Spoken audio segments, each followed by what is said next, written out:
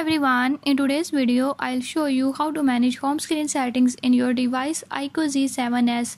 In this device iQOO Z7s, I'll show you how you can do it. Before I start, if you are new to my channel, don't forget to subscribe and press bell icon. Watch complete video and learn how you can do it. Let's watch the video.